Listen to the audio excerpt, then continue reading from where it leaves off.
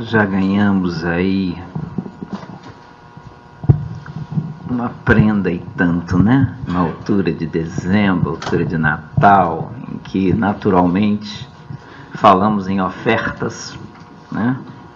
E o trabalho da evangelização espírita, infanto-juvenil, nos deu aí um grande incentivo e um grande estímulo, né?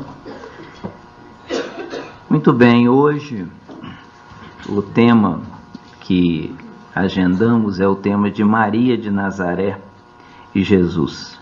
Ao longo desses últimos 2 meses, nós temos falado de diversas personalidades do Evangelho. Temos falado de algumas curas de Jesus, temos recordado algumas passagens, alguns momentos, e ficamos assim despertos acerca da atuação daqueles que foram convivendo com Jesus e naturalmente procurando deixar registros na história, né? Alguns já do nosso conhecimento e outros que nos foram sendo trazidos ao longo da informação que os espíritos amigos, através das obras complementares, nomeadamente através de Francisco Cândido Xavier e de Valdo Pereira Franco, nos vão trazendo respingos históricos dessas passagens, né? Então, antes de falarmos, né, ver que os nossos personagens da noite, nós temos que tentar perceber de que lugar que era Maria de Nazaré, né, a cidade de Nazaré. Nós encontramos no Evangelho segundo o Espiritismo, na parte da introdução, nas notícias históricas, ali eles falam dos essênios, falam dos fariseus, falam dos saduceus e por aí avante, e também fala dos nazarenos. Quem eram os nazarenos à época de Jesus, né? Era o nome dado na antiga lei aos judeus que faziam voto esse perpétuo ou temporário, de guardar perfeita pureza. Eles se comprometiam a observar a castidade, a abster-se de bebidas alcoólicas e a conservar a cabeleira. Sansão, Samuel e João Batista eram nazarenos. Mais tarde, os judeus deram esse nome aos primeiros cristãos por alusão a Jesus de Nazaré. E isso é uma informação que nas obras básicas da doutrina nós encontramos, de perceber qual era o significado, o que queria dizer a pessoa ser de Nazaré, o que era um nazareno, como Jesus também foi identificado inúmeras vezes, Jesus de Nazaré, né, o Nazareno e assim por diante. Talvez aqui, quando nós encontramos na antiga lei, né, essa antiga lei refere-se aí, né, à altura da lei mosaica, a esses judeus que faziam voto de guardar perfeita pureza, talvez por isso mais tarde, né, viríamos a identificar Maria, né, como a expressão da doçura, a expressão da pureza, a expressão ali da sua manutenção nas suas virtudes, na sua polidez, né? E nós vamos observar que mais tarde, né, por que vieram a designar Maria com esse simbolismo de pureza, com este simbolismo de doçura, com esse simbolismo de maternidade universal, né? E nós fomos buscar alguma fonte que os espíritos amigos nos trazem e nós encontramos esse retrato falado de Maria de Nazaré, né? Essa imagem que vocês têm aí, né, foi o Espírito Emmanuel, o benfeitor espiritual do nosso inesquecível Chico Xavier, que ditou um retrato falado de Maria de Nazaré ao fotógrafo Vicente Avella, de São Paulo.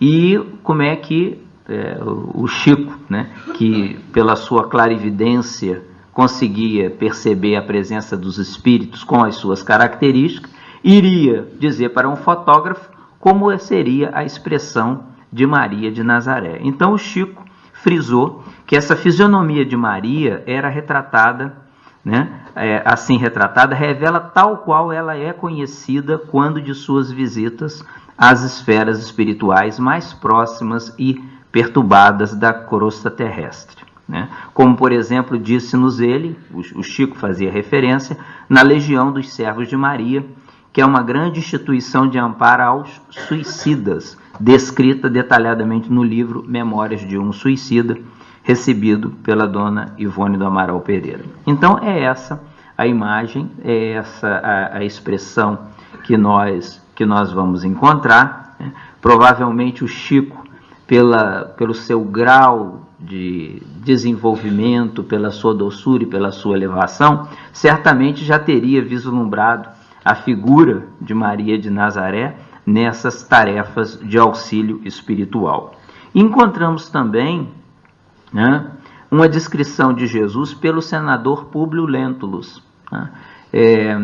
Essa imagem do Cristo, nós temos inclusive alguns documentos históricos confirmando, né, as características, né, a longa cabeleira, a barba, né, as características daqueles homens naquela época, na Palestina, que tinham traços, sinais de pessoas provenientes da cidade de Nazaré. Públio Lentulus é o nome do Espírito Emmanuel, quando reencarnado na altura em que Jesus veio à Terra, e ele, na altura, um conhecido e um respeitável senador romano que teve a sua filha curada pelo próprio Jesus. Nós encontramos isso no livro Há 2000 anos. Então, quando nós fomos buscar essas duas personagens da noite, nós temos que nos debruçar primeiro sobre a anunciação, esse contato de Maria de Nazaré e de Jesus, né? Nós começamos a observar aqui, quando nos debruçamos no Evangelho, sobre a descrição que Lucas nos dá, né? Em que a gente observa aí que Maria de Nazaré não era um espírito qualquer, né? Podemos mesmo dizer que Maria de Nazaré, né, era e é um espírito de altíssima envergadura, né? Um espírito que muito provavelmente, antes de renascer, já assumiu no mundo espiritual a tarefa de ser mãe de Jesus. Então há aqui um fenômeno, né, um fenômeno que seria,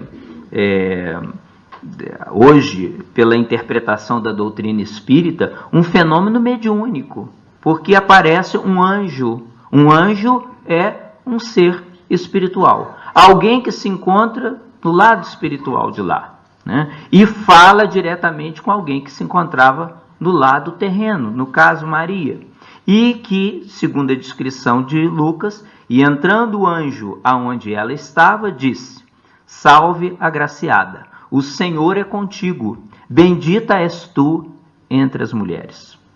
E num outro trecho, né, e eis que em teu ventre conceberás e darás à luz um filho, e por-lhe-ás o nome de Jesus. Então aparece uma entidade espiritual em que lhe dá essa salvação, essa saudação, em que exalta, enaltece o fato de ser Maria, entre todas as mulheres, certamente a mais abençoada, a mais iluminada, né, e lhe dá ali a informação de que ela, tendo aquela criança, e essa criança, esse filho, iria se chamar Jesus.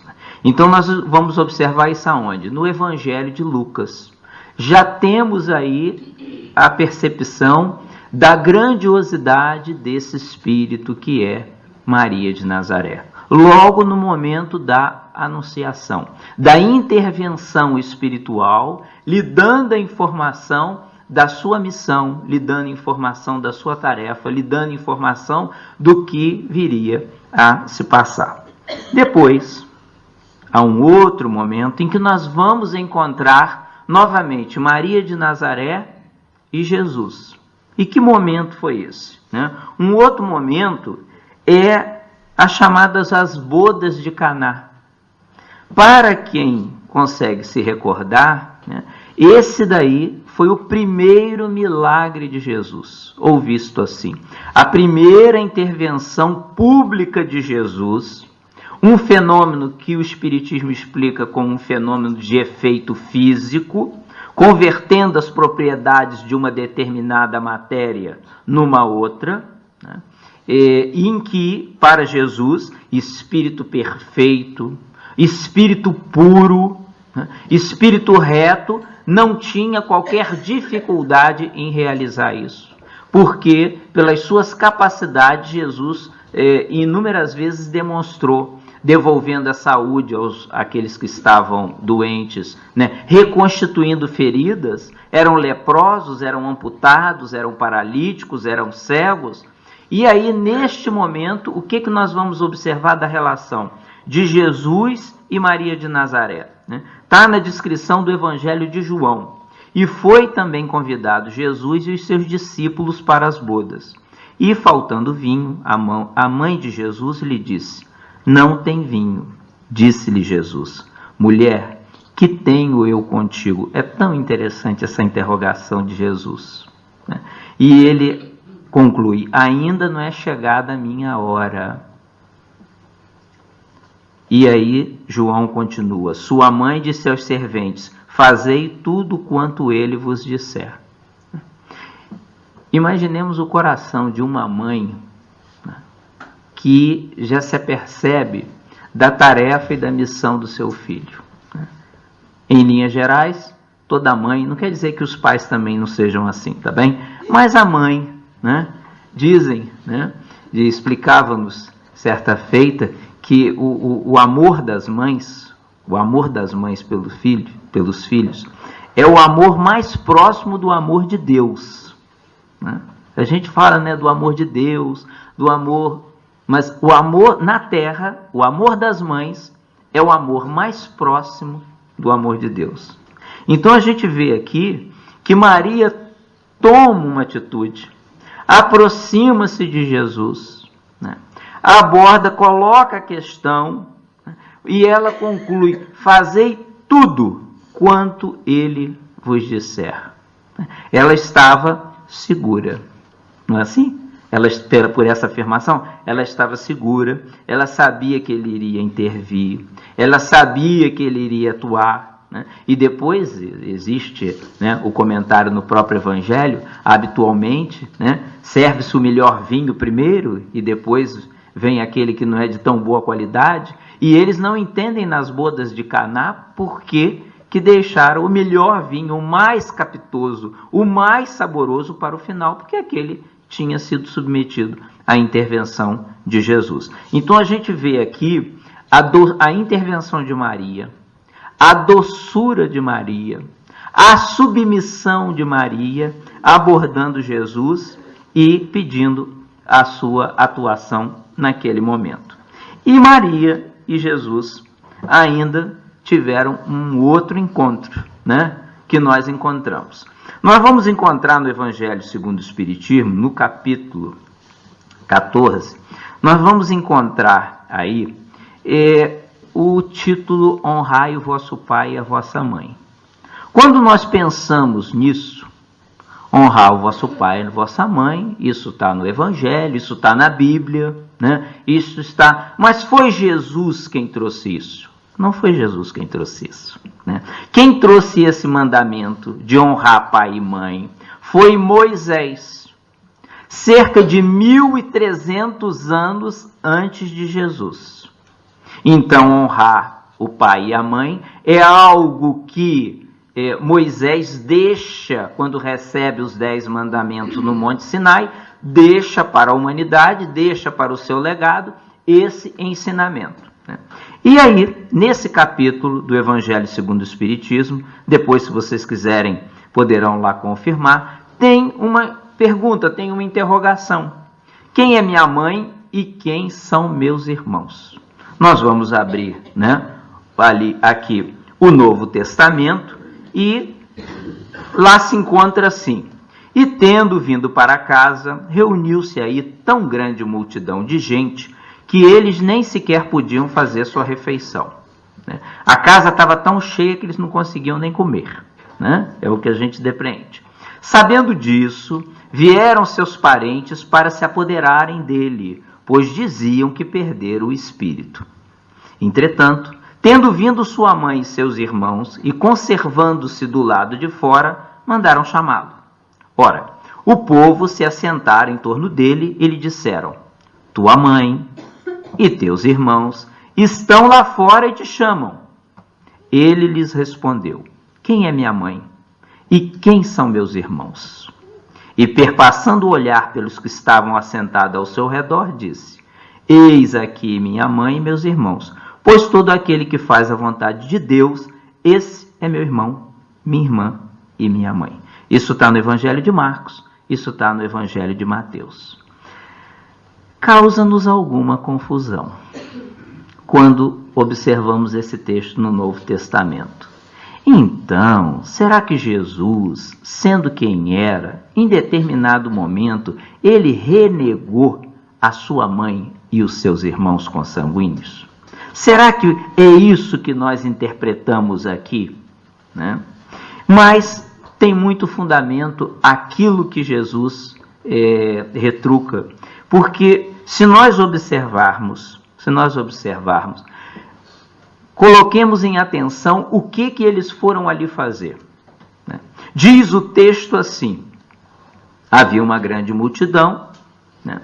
Sabendo disso, vieram seus parentes para se apoderarem dele, pois diziam que perderam o espírito. Perderam o espírito, perderam o juízo, que ele já não estava dizendo coisa com coisa. E ali foram, digamos assim, sem as melhores intenções. E as pessoas disseram: olha, sua mãe, seus irmãos estão lá fora, né? E Jesus responde com uma pergunta: quem é minha mãe? E quem são meus irmãos? E ele dá uma lição belíssima aqui, que é uma lição fundamental para que nós possamos viver melhor na terra hoje. Não é 2000 anos atrás, não. Viver melhor na terra hoje. Porque vem falar de uma temática que se chama de família. Quando ele diz quem é minha mãe e quem são meus irmãos, ele vem falar, de um lado, daquilo que nós conhecemos como uma parentela corporal, uma parentela dos laços de sangue, de laços consanguíneos, e vem falar de uma outra parentela. Que parentela? A parentela de laços espirituais. São aqueles que são nossos irmãos, que são nossos afins, que estão identificados conosco pelos nossos liames, pelos nossos laços de foro espiritual. Então, no próprio Evangelho segundo o Espiritismo, vocês encontram lá a explicação da parentela corporal e da parentela espiritual. E isso nos dá aqui uma grande capacidade de entendimento por que estamos vivendo o Natal de formas tão diferenciadas, cada um de nós. Diz no Evangelho: os que encarnam numa família, sobretudo como parentes próximos, são as mais das vezes espíritos simpáticos, ligados por anteriores relações, que se expressam por uma afeição recíproca na vida terrena. Mas também pode acontecer, sejam completamente estranhos uns aos outros, esses espíritos, afastados entre si por antipatias igualmente anteriores, que se traduzem na terra por um mútuo antagonismo, que aí lhes serve de provação. É fácil nos darmos bem com a família com quem a gente se entende. É fácil. O difícil é a gente se dar bem com aqueles que, mesmo fazendo parte da nossa parentela corporal, dos nossos laços consanguíneos, nem sempre pensam como a gente pensa, sente como a gente sente e entende que nós devemos nos relacionar de uma ou de outra maneira. Então, quando Jesus diz: quem é minha mãe? Quem são meus irmãos? E logo depois ele responde: todo aquele que faz a vontade de meu Pai, esse é meu irmão, esse é minha mãe. Demonstrando a sublimidade dos laços espirituais. O que vale mais? Os laços de foro espiritual ou os laços de foro corpóreo? À luz da doutrina dos espíritos, os laços que perduram além da vida, os laços que perduram além da morte, os laços que perdurarão em outras reencarnações que teremos, são os laços espirituais. E aqui explica, quando são espíritos simpáticos, uma maravilha. Mas quando são espíritos antipáticos, pode ter o laço consanguíneo que for, mas não tem o entendimento que seria esperado. E explicam os espíritos que isso nos serve de provação. Provação é um teste. Você vai fazer uma prova. Você pode ser aprovado ou pode ser reprovado. Você pode se sair bem dessa experiência e você pode se sair menos bem dessa experiência. Mas nós vamos voltar ao relacionamento de Maria de Nazaré e Jesus. Não acabou aí. Outro momento de Jesus e de Maria de Nazaré. O momento da crucificação. Como é que nós nos sentimos quando um filho sofre? Quando uma filha sofre? A gente sofre junto. Assim se espera. Mesmo que a gente refilhe. Eu não te falei. Eu não te disse. Não era para você fazer isso. Mas a gente sempre que pode vai lá e passa a mão na cabeça. A gente sempre procura acudir, mesmo não concordando. E isso somos nós. Homens e mulheres, criaturas imperfeitas. Entendeu? Agora imaginemos a situação do sofrimento de Maria de Nazaré, presenciando o sofrimento de um filho que ali é designado também como o justo. Jesus não tinha expiação por passar. Jesus não tinha que provar nada, que expiar nada. Por que vocês falam tanto que nós temos que expiar, que provar, e Jesus não tinha? Porque Jesus já era um espírito perfeito. O processo de evolução espiritual de Jesus Cristo foi feito sim, não porém no planeta Terra. Em outros mundos ele foi evoluindo para atingir a plenitude, a perfeição de quando foi aqui recebido. De quando teve a capacidade de ser aquilo que nós chamamos de governador espiritual do planeta Terra. A nossa percepção de Jesus é tão difícil de abarcarmos.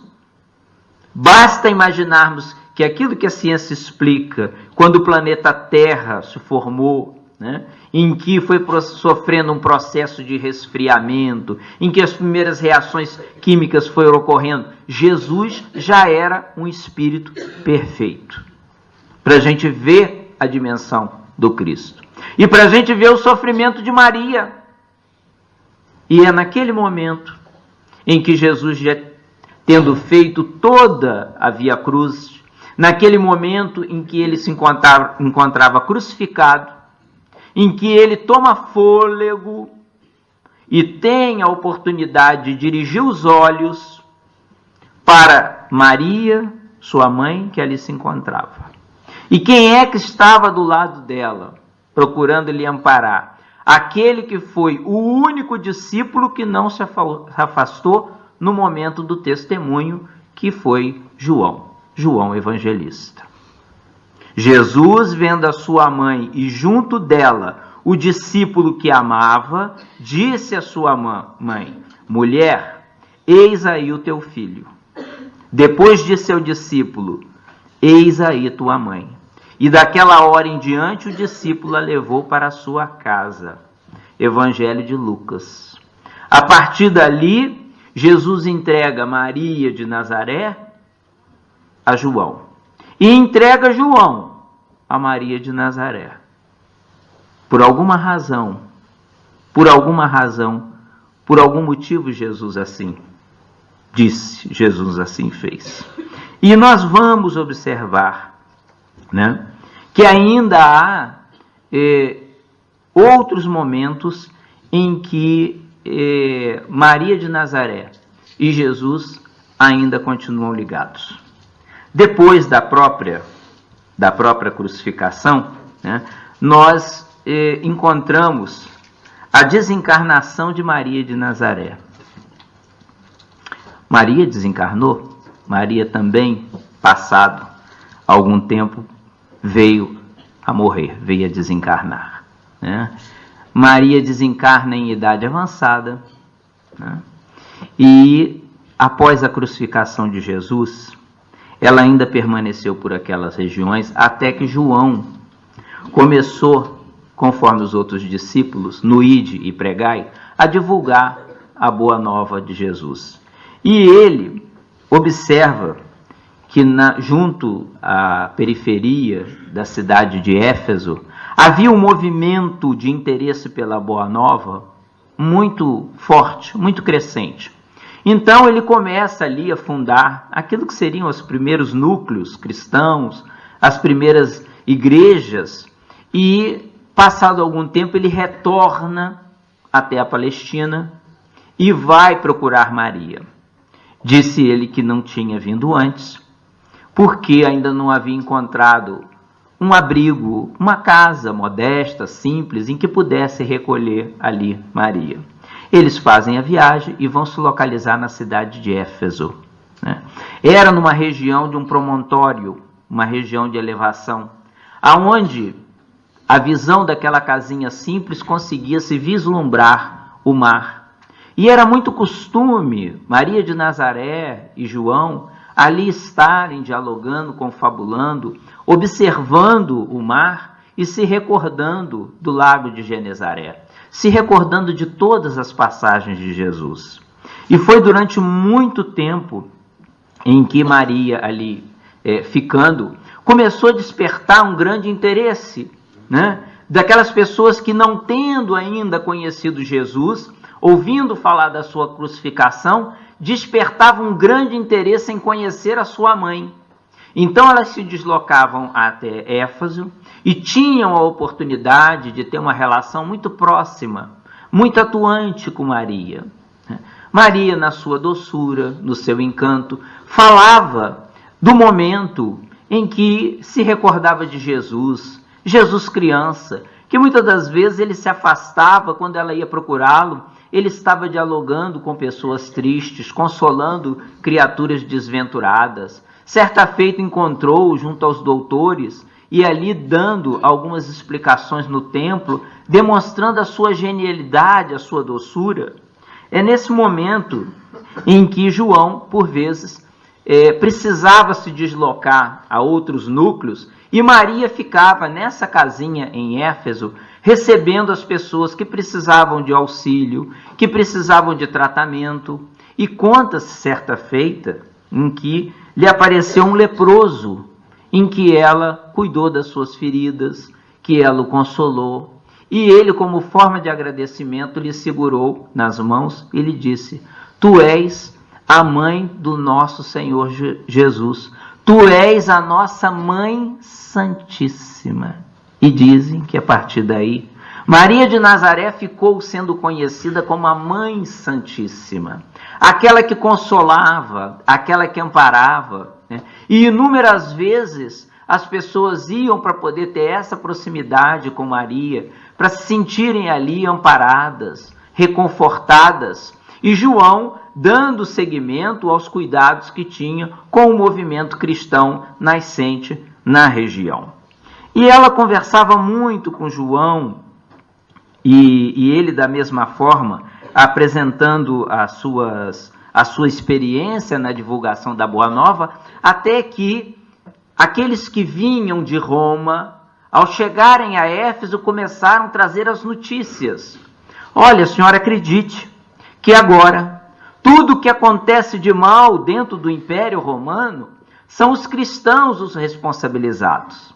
Então, eles estão sendo aprisionados e estão sendo levados para os circos romanos, aonde ali são expostos às feras, né? Em algo como hoje, nós poderíamos conceber como se fosse um espetáculo no estádio de futebol, né? Em que os cristãos eram colocados e ali, naturalmente, oferecido às feras, perdendo a sua vida, perdendo aquele momento em testemunho a Jesus Cristo. Maria toma conhecimento disso e fica muito sensibilizada com essa notícia e dá seguimento aos seus cuidados. Narra na obra Boa Nova, Humberto de Campos, que Maria envelheceu gradualmente, sem qualquer marca de amargura, sem qualquer marca de ressentimento, provavelmente pelo seu espírito de uma grande evolução, com tudo aquilo que acompanhou do filho, ela se conserva firme e dócil. E numa determinada noite, ela observa, como era comum, que lhe bate à porta mais um, que ela julgou ser mais um daqueles leprosos que iam lá para receber cuidados. Mas aquele doente, ele era diferente. O seu timbre de voz, as suas palavras, a sua doçura, a sua firmeza, demonstrando algum conhecimento do Evangelho de Jesus, lhe desperta a atenção. E ela se dirige para preparar os cuidados, para que ele pudesse fazer o penso, né? Quando ela observa que o magnetismo que aquele ser ali deixava era diferente. Maria estava numa idade já avançada, as forças já lhe faltavam, e é quando ela tem a oportunidade de ouvir daquele novo viajante, né? Minha mãe, vim te buscar, né? Ela automaticamente, surpresa, observa as suas mãos e ali se encontrava ainda os sinais marcantes do Calvário. Observa, vislumbra, surpresa, para os seus próprios pés, encontrando também ali as chagas, e lhe diz: meu filho, o que fizeram contigo? Como qualquer mãe sensibilizada com o sofrimento dos seus filhos, também assim despertaria. E naquele momento, Maria, aconchegada aos braços de Jesus, né, é recebida e amparada, e naquela comoção, naquela envolvência, ela sente que lentamente vai se desligando e perdendo a consciência. A notícia corre, chega até João, e Maria já se encontrava sonolenta, não respondia. Passada algumas horas, é constatado a desencarnação, aquilo que seria a partida de Maria de Nazaré, envolvida e amparada pelos braços do seu filho que lhe veio buscar. Nesse momento, já no mundo espiritual, Maria sente uma saudade, como acontece com muitos espíritos no momento e após a desencarnação. Sente vontade de recordar a sua casinha em Nazaré, aonde Jesus fora criado. Sente vontade de recordar o lago de Genezaré. Sente vontade de recordar, né, as bem-aventuranças, os momentos marcantes de Jesus. E para o espírito que encontrava ali uma verdadeira falange de entidades beneficiadas, além da companhia do próprio Cristo, Maria sente-se envolvida numa psicosfera tal em que ela é levada pelo pensamento a esses lugares. Mas antes de partir para regiões mais elevadas, ela se lembra do que estava acontecendo com os primeiros cristãos. Recorda-se deles.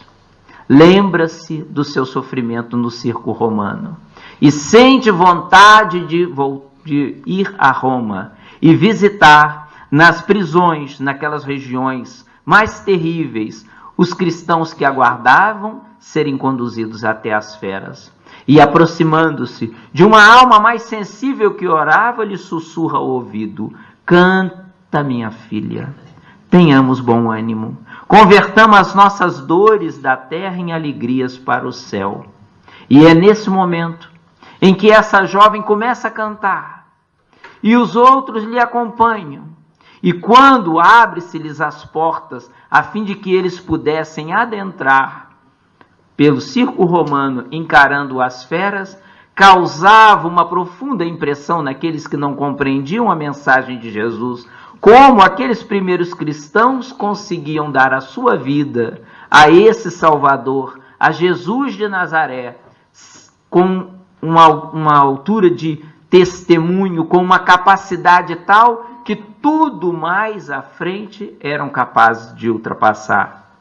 Então, nessa altura, Maria, depois de inspirar aqueles que estavam nessa condição, ela se encontra realmente em condições de seguir para as zonas de uma maior elevação espiritual. Nós hoje perguntamos, é Natal, nós nos recordamos de Jesus, nós nos recordamos de Maria. E onde será que eles estão? Será que eles estão tão distantes? Ou será que eles estão tão perto? E aí, nós gostaríamos nessa noite de recordarmos a proximidade que Maria de Nazaré ainda hoje se encontra de nós. São informações que os espíritos superiores nos trouxeram.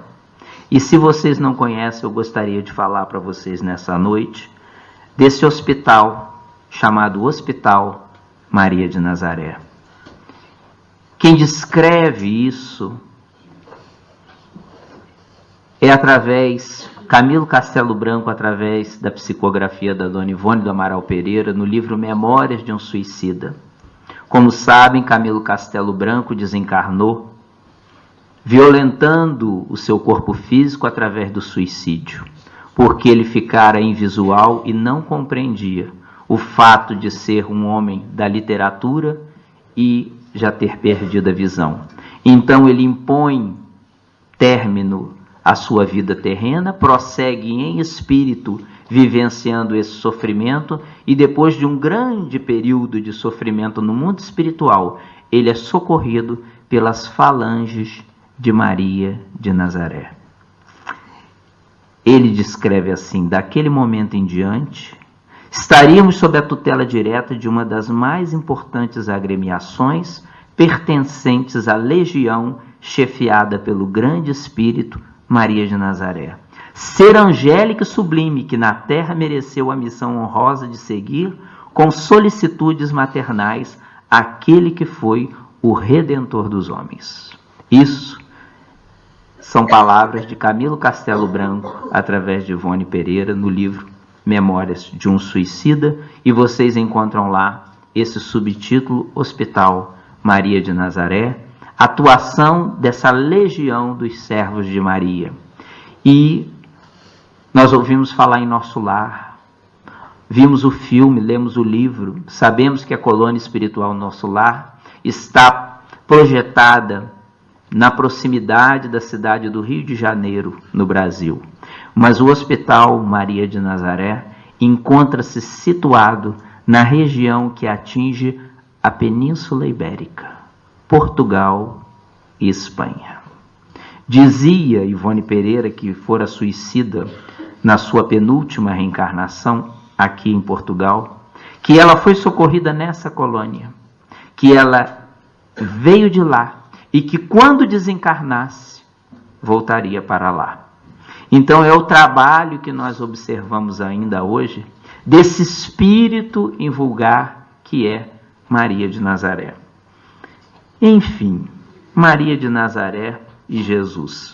Conta Camilo Castelo Branco que depois que ele chegou lá e teve a oportunidade de ser atendido nas suas necessidades básicas, ele foi conduzido para uma enfermaria, aonde aqueles que se comprometeram com o suicídio ainda procediam a tratamentos.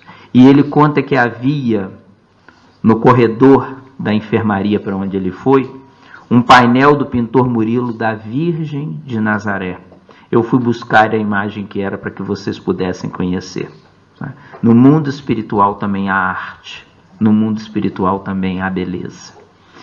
E enfim, nós chegamos num outro momento de Maria de Nazaré e Jesus. Que momento único foi esse de ligação de Maria de Nazaré e Jesus? Foi naturalmente o seu nascimento, que tem na presença da manjedoura o ato mais sublime de humildade que o Filho de Deus escolhido poderia vir dar. Inúmeros outros líderes religiosos vieram de berço de ouro, Buda, Moisés, entre outros. Jesus chega-nos no seio de uma manjedoura, no seio de uma estrebaria, na casa que nós podemos considerar dos animais irracionais. Provavelmente porque os animais racionais não tiveram capacidade de lhe abrir nenhuma das portas em Belém. E ali é que ele tem a oportunidade de chegar até nós, na doçura da presença da sua mãe, do seu pai e, naturalmente, dos animais. É Natal. E nós perguntamos assim, e o que é o Natal? Bem, o Natal é a comemoração do nascimento de Jesus. Comemoração do seu nascimento, comemoração da sua mensagem. Mas que nós entendemos também que é o Natal, a chamada grande festa da família. O que é sempre uma imensa alegria e satisfação. Mas nem todos respiram e vivem este clima do Natal como se perspectiva para um grande número. Há muitas pessoas que, ao aproximando-se do Natal, dizem assim: o Natal para mim já não é o que era. Quando eu era criança, quando eu ainda tinha meus pais, quando eu ainda tinha meus avós, quando juntavam-se todos. Hoje a gente não se junta. Hoje é cada um para um lado. E a gente começa a observar que para alguns, no sonho ou na imagem que se vende do Natal, né, com prendas, com festas, com brilho, né, e nós observamos tanta simplicidade de Jesus, nós podemos começar este Natal trabalhando dentro de nós, dentro do nosso coração. Não existe motivo nenhum, se eventualmente nós, em não concordando com a maneira pela qual se vivencia o Natal, não existe momento nenhum para que a gente se recuse, para que a gente se afaste. Existe o Natal que é ideal e que talvez seja muito diferente daquilo que nós imaginamos. Mas existe o Natal que é real. É o Natal possível. É o Natal em que nós vamos nos lembrar que na noite de Natal é possível que o nosso familiar querido nos visite em casa, se nós tivermos um ambiente de paz e entendimento entre a família. É possível que no dia de Natal nós possamos ter a possibilidade de reduzir a animosidade que por vezes poderá ocorrer dentro de um ou outro elemento da família. É possível que você como mãe, que você como pai, gostaria que a realidade do seu Natal fosse diferente. Mas nem sempre nós conseguimos aquilo que nós gostaríamos ou consideraríamos que fosse o ideal. Então vamos fazer o Natal possível. Quando hoje nós observamos que no Natal as pessoas se tornam mais solidárias, as pessoas sentem-se mais empolgadas em fazer a caridade, as pessoas se doam mais, as pessoas toleram mais, e nós afirmamos, devia ser Natal todo dia. Por que não é Natal todo dia? Devia ser Natal todo dia. Porque a inspiração que Jesus nos traz é essa vontade de querermos nos doar. Na verdade, o nosso clima íntimo real cristão é assim. O que ocorre nos outros 11 meses é que, por vezes, nós nos afastamos da realidade que poderíamos viver.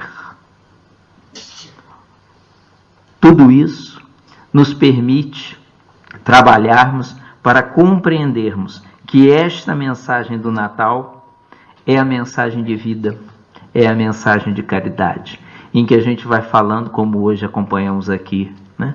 A mensagem que chega no coração das crianças, a forma como eles atuam, a forma como eles cantam, e essa mensagem que fica também para as nossas vidas.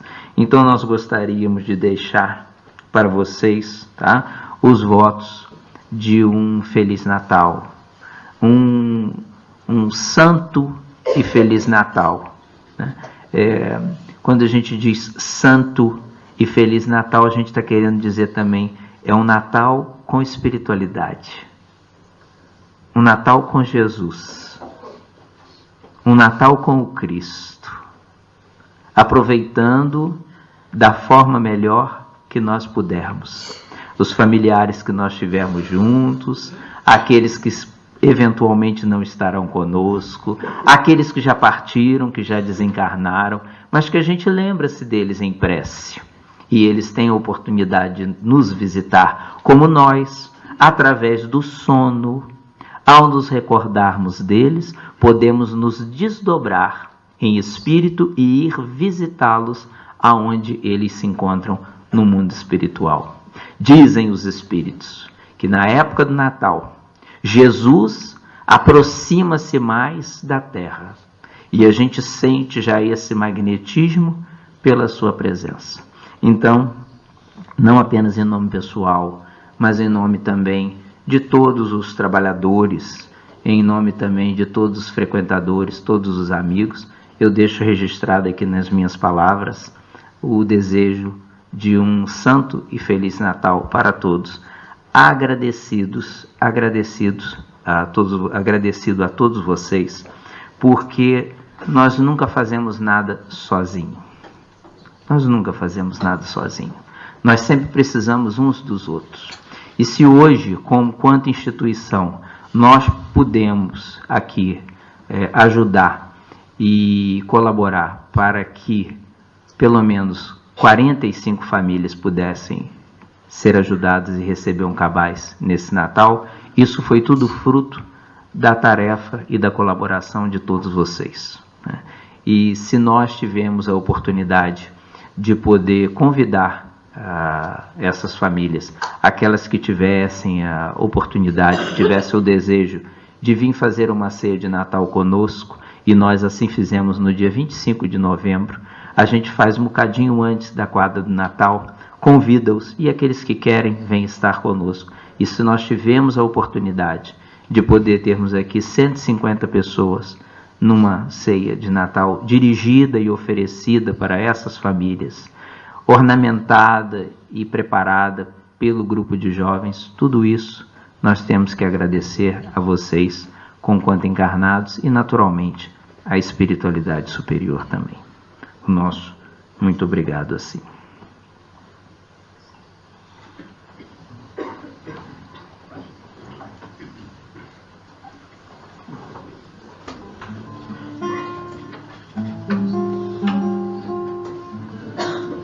Na página 25.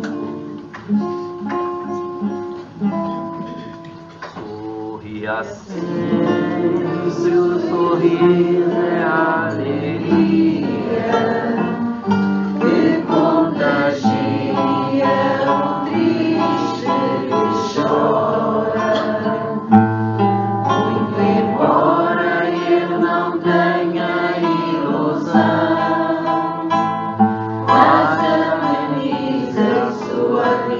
o coração. O sorriso é prece que fenece as tristezas e as belezas da jornada. É madrugada despertando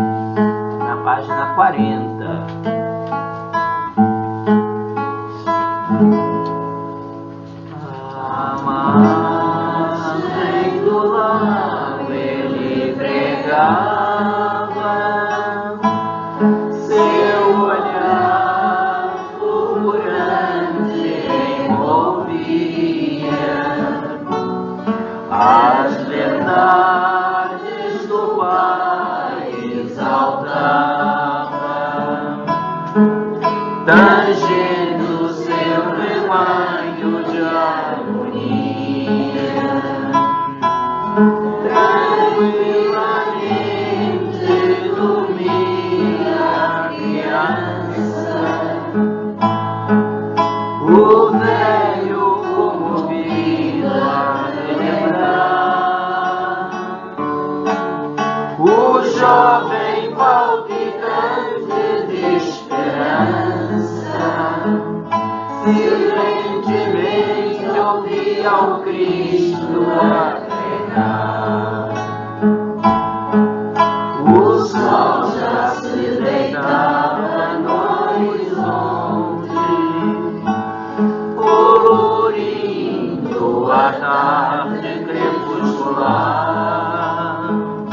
Aquela gente consolada e confiante seguia o mestre feliz a meditar.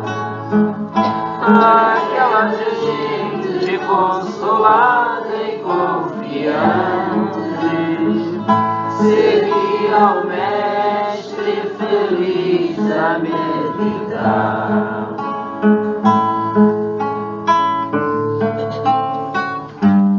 Aí na página 14, página 14.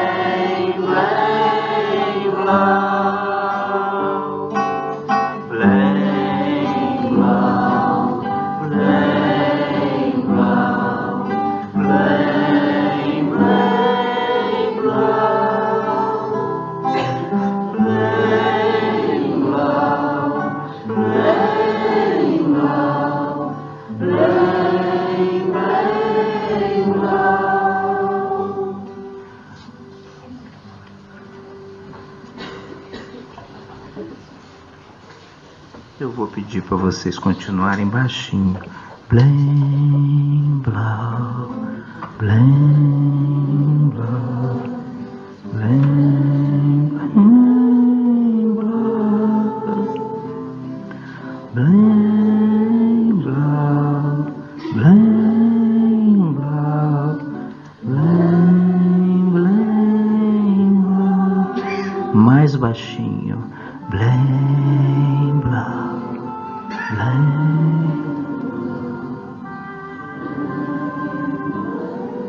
Senhor Jesus,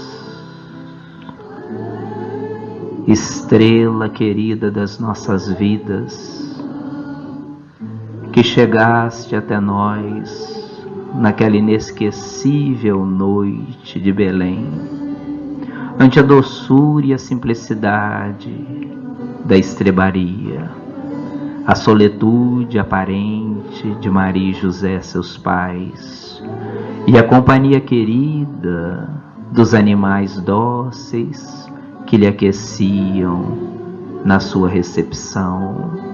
Mais de 2000 anos se passaram e nós ainda hoje, Senhor, continuamos na expectativa de que nasça e que se desperte, antes de mais, na manjedoura simples dos nossos corações, em todos os recantos da terra, Senhor.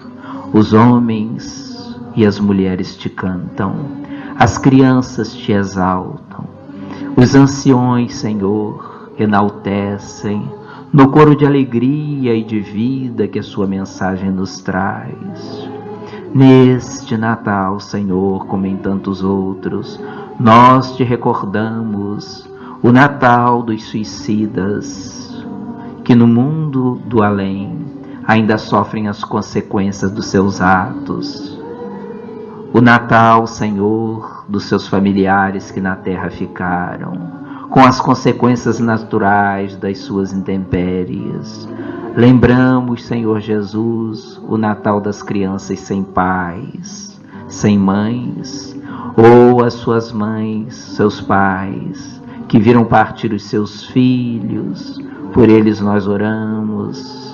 No teu Natal, Senhor Jesus, diante da nossa mesa, que sempre procuramos que seja atendida e cuidada, nós ainda queremos orar e pedir por aqueles que terão, Senhor, na simplicidade, na comodidade de uma mesa simples, ainda assim, a lembrança do teu Natal. Deixa-nos lembrar, Senhor, do teu Natal junto aos doentes, junto aos enfermos, junto àqueles que estarão nas clínicas, nos hospitais ou em seus lares, em condições difíceis, tantos outros em condição de solidão. Nós por eles oramos, bem como por nós, rogando que os nossos amores, que os nossos seres queridos, que não estarão em presença física traduzida no nosso lar, na dimensão das estrelas, recebam a vibração da nossa prece, o nosso abraço inesquecível na noite que celebra o teu nascimento. Blém, blau, blém, blau. Todos os sinos da terra te cantam e te enaltecem. Nós que assim suplicamos que permita-nos colocar junto à doçura da tua manjedoura, dizendo-te, Senhor, fica sempre